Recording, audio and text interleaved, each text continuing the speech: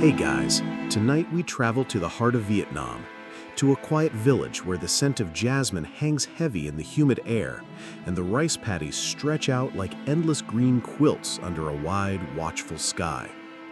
Imagine a world where the sun beats down with a patient intensity, where the rhythm of life is tied to the seasons, and where a man's love for his wife becomes a story that defies all reason.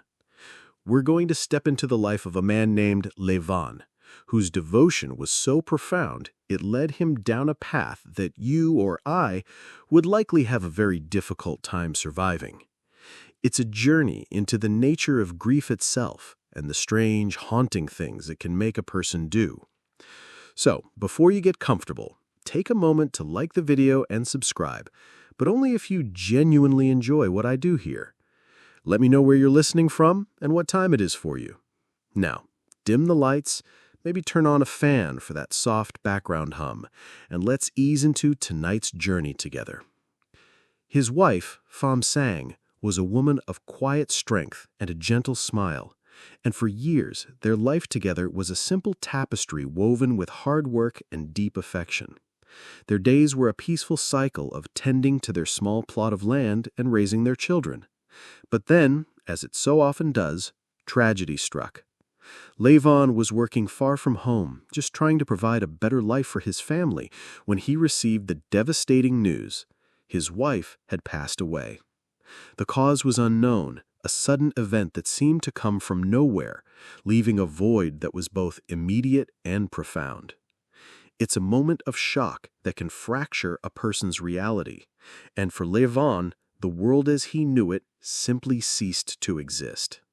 He returned home to a village steeped in mourning. The funeral was already planned, the rituals of grief already in motion. The community, in their kindness and respect for the dead, was preparing to bury her wife, to lay her to rest in the red soil that had nourished her throughout her life. But Le Van, in his shock and disbelief, couldn't accept it. He stood firm against the customs, against the well-meaning pleas of his neighbors, unable to bear the thought of her being placed in the cold ground, away from him forever. He objected, a quiet but unshakable force in the midst of their sorrow.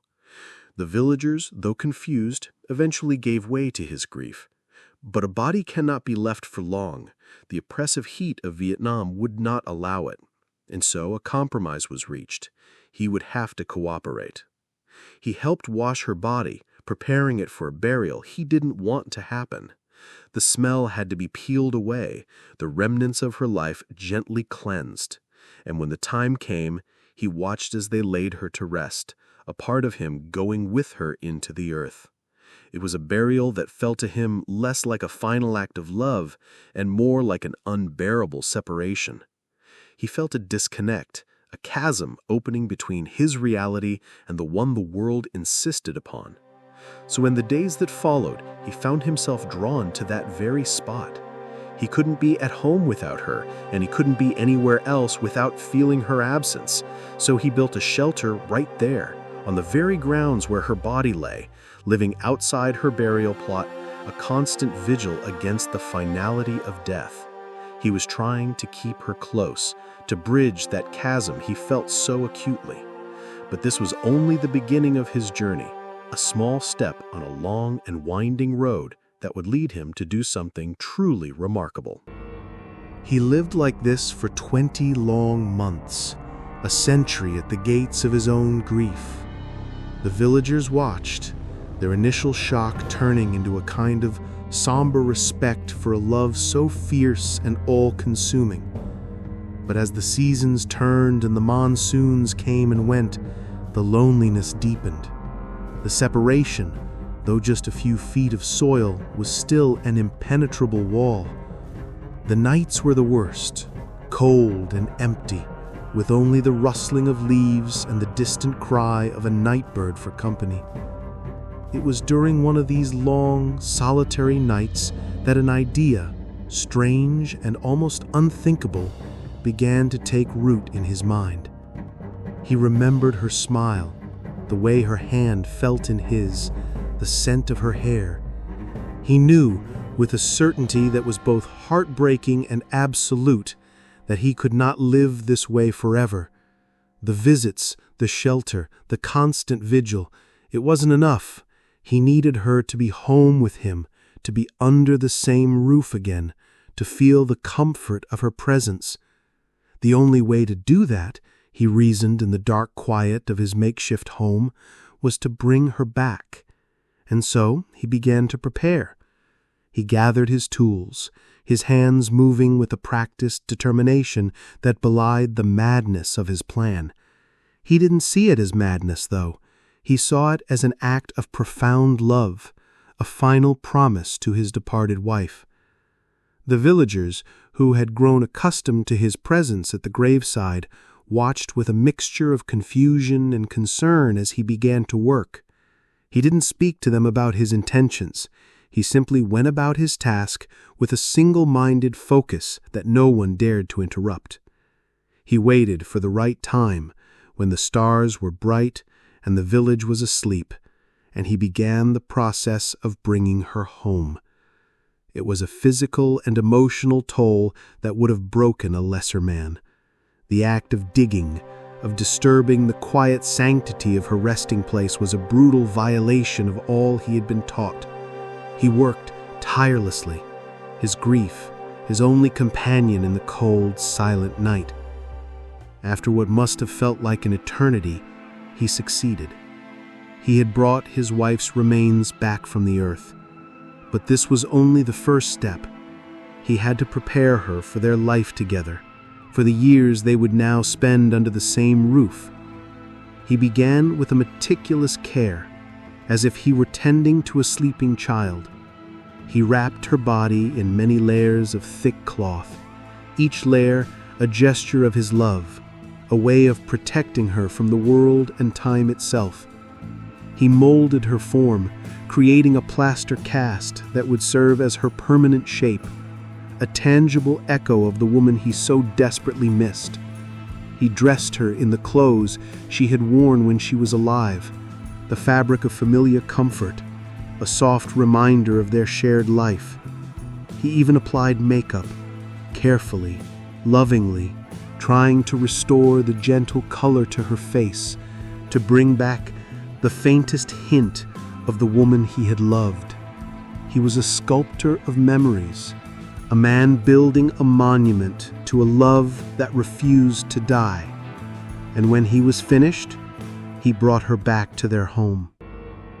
And so, for 2 decades, Levon lived with his wife.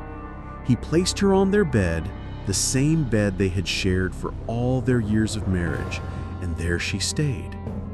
He would lie beside her every night, a silent guardian of her memory, a constant presence in the face of an absence so complete. The plaster cast, the layers of cloth, the familiar clothing, they all served as a profound, if macabre, stand-in for the woman he had loved. He would talk to her, telling her about the day's events, the children's milestones, the quiet passing of time. He would share his fears and his hopes, his joys and his sorrows. He was never truly alone, not in his mind, because she was there, a solid, tangible reminder of their life together. His days took on a new rhythm. He would wake and tend to his chores, but always, he would return to her. He would check on the cast, making sure it was just as he had left it. He would sometimes adjust her clothes, a simple, tender act that to him was no different from the small kindnesses they had once shared. He wasn't a man lost to madness, not in his own eyes. He was a man who had found a way to continue his life with the person he loved most in the world. He had simply bent the rules of life and death, creating a space where their two worlds could still meet. Of course, over time, the body changed. The plaster and cloth, the delicate makeup he had applied, they were all subject to the slow, relentless march of time. The form he had so carefully crafted began to show the signs of age and decay, a subtle erosion that mirrored the passing of the years. The colors faded, the fabric grew thin, and the shape itself became less and less like the vibrant woman he remembered. But to him, she was still there, the essence of her a constant flame in his heart. He saw past the physical changes, past the stark reality of his creation, and saw only his wife, Fam Sang. His love was not for the form he had made, but for the woman it represented. The villagers, while initially respecting his grief, eventually began to talk. Whispers turned into open concern. The children, his own and others from the village, would ask questions that their parents found difficult to answer. They would pass by his home and feel a certain unease, a sense that something was deeply wrong inside. The stories grew, becoming a kind of legend whispered around hearths on cool nights. But Le Van paid them no mind. His world was contained within the walls of his home, a sanctuary for a love that the outside world could never understand. He had his reasons, and to him, those reasons were all that mattered. But as we know, a secret of this magnitude cannot remain hidden forever, and the world has a way of demanding its truths. The quiet life he had built would soon be challenged, and the man who had defied death would finally have to face the living. Years turned into decades, and the children of Le Van and Fam Sang grew into adults.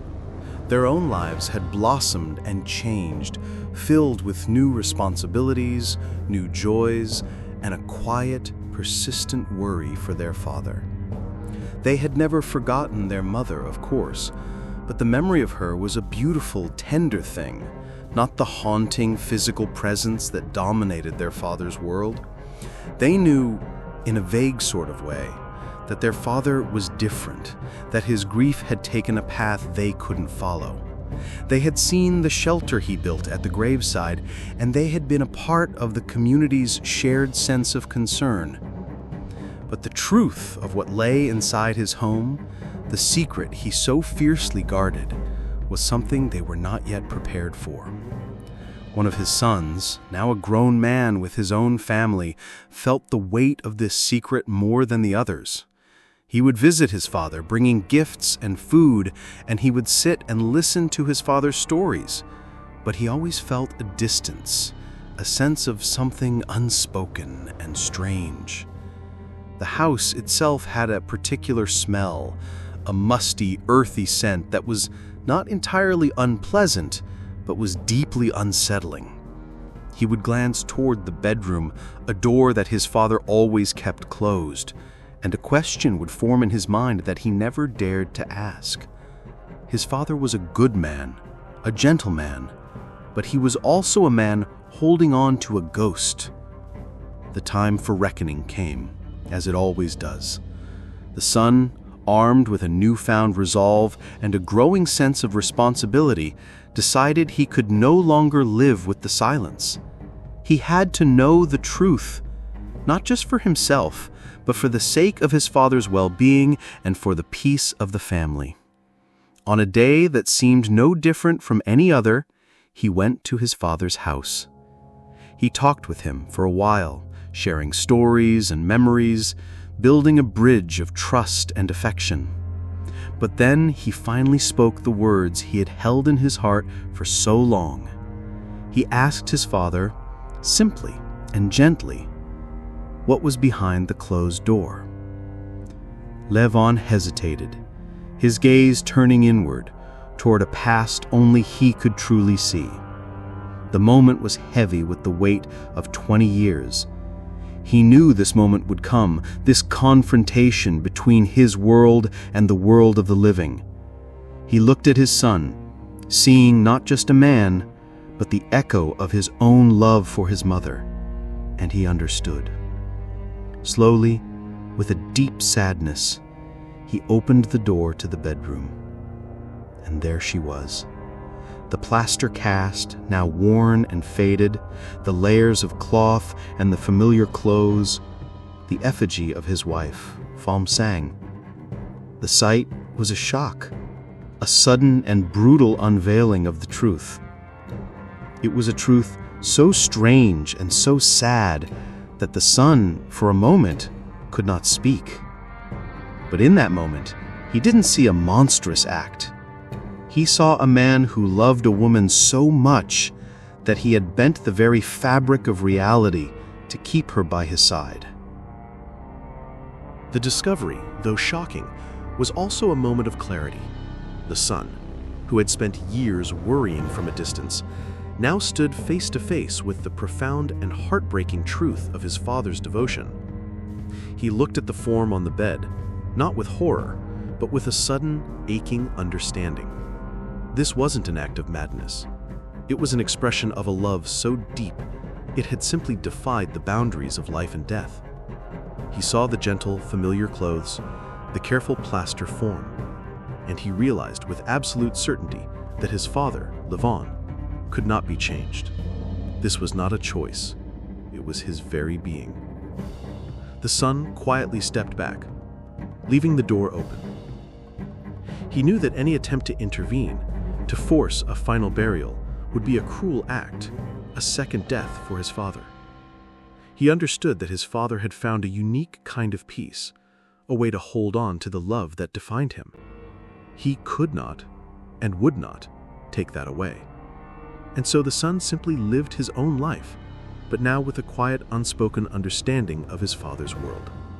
He would visit, sit, and talk as before, but the secret was now a shared, silent pact between them. Levon was left to his love, his nightly vigil continuing just as it had for 2 decades. He would still lie down beside her, his wife, his eternal companion.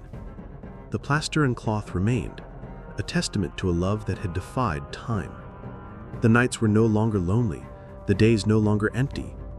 His world was whole because she was always there, a solid presence in the quiet house.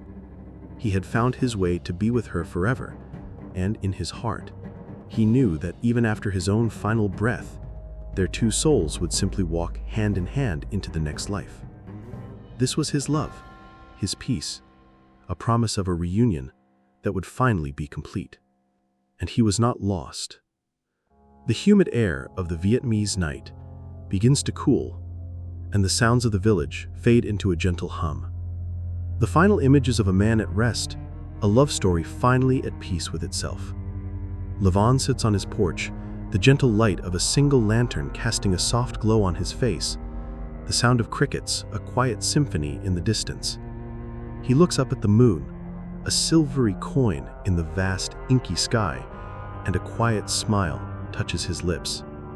The story is no longer one of strange devotion, but of a love so deep it could not be contained by life or death. A story that reminds us all that some promises are simply made for all of eternity. He is there, in the quiet, in the gentle rhythm of the night, at home with his love, a love that will endure until the end of time and into the next, a love that is never, ever lost.